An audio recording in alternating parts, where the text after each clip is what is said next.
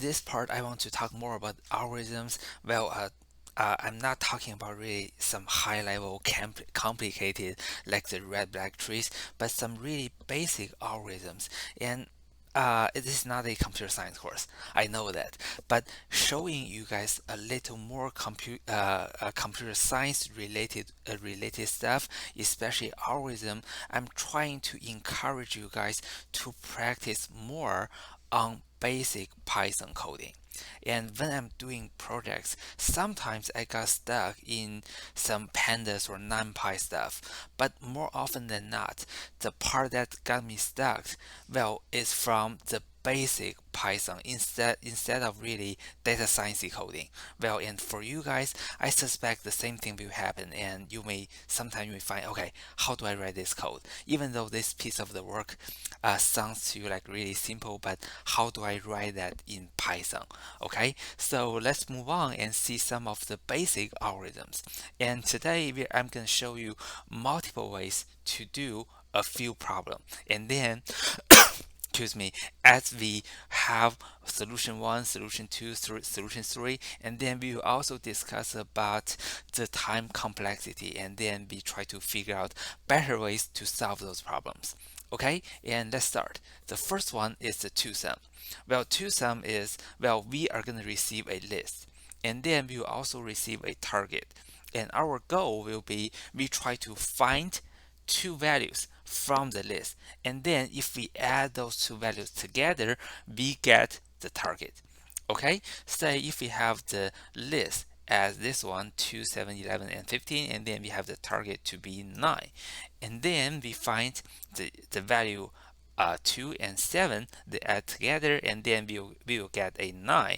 So we are going to return a 0 and 1, saying if you add the values on 0 and 1 together, you are going to get the target, which is 9. Okay? So it seems that the problem is not so hard, right? And we can simply solve that by using iterations. And you are right. So let's start from the first one. And I can call this a brute force solution because we are going to do a nested loop. And the idea will be we exhaustively try all the possible combinations of two values. And if we add all the possible combinations together, when we find those two values, the sum is exactly the target. We return the indexes of those two values, and then ta-da, we are done, right? So, in the outer loop, I'm iterating through the indexes from 0 to the length minus 1. And then we have another inner iteration. And then in the inner iteration, I go from the I plus 1 to the end of the list. And inside, I have a if. If I add the value on the index I and the value on the index j together, I got the target. And ta-da, we are good. I'm going to return the I and j as a list of two indexes. So when I run this, and I got 0 and 1, that's exactly correct. So this solution works, right? But the question is this solution good? Okay, if we consider the worst case, the worst case is, of course, for now we have the best case because we grab the first two and then they are exactly the solution. But what if, number one, the the good two combinations are the last value and the second last value? What is going to happen? And if so, how many rounds are we going to do? And number two, if we don't have such a solution, and then we have to exhaustively finish visiting all the possible two tuples combined together, and then how many iterations do we have to do? Okay, if those two questions are a little bit confusing, let me ask this way. By just looking into this code, you see a nested iteration. So a iteration inside another iteration, right? And what is that? That is a O n square, right? So this is an O(n) square algorithm, and this is not so cool. And my question is, can we do slightly better? So, well, I come up with a second idea. The second idea is like this.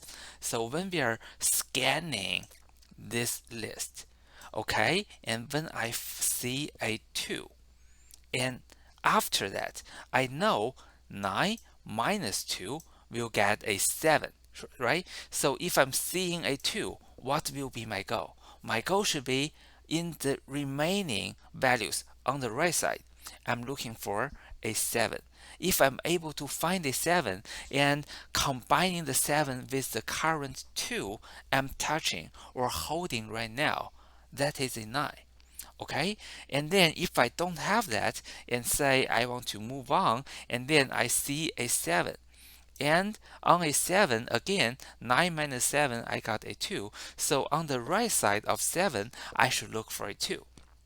So the process will be, I'm touching one value, and then based on the difference between the target and the value I'm touching right now, I'm gonna find, I can figure out easily what is the value I need. And then I'm gonna do a search on the right side to look for that value. Okay, so well, this solution is also kind of easy because it is again one iteration, and then after that, that is one iteration, and then I grab the card, and then I'm grabbing the right side of the list, and then I say another number I need will be the target minus the current value I'm touching, and then the next task will be in the right side of this list. I'm looking for the another number needed, and then if I can find that, and then I'm doing a return. Okay, so it seems that I get rid of one iteration. Is that correct? Because in the idea 1, I have one for loop inside another for loop. And for this one, I only have one for loop. So it seems that I get rid of an iteration. So did this solution improve the time complexity? The answer is no. Why? Because here, I'm trying to do a lookup. This lookup is I'm trying to find if the another value needed is in the right side of the current value. So that is a lookup. And remember, in Python, when we are doing a lookup in a list, that is O(n). So for this line of code, this is a O(n).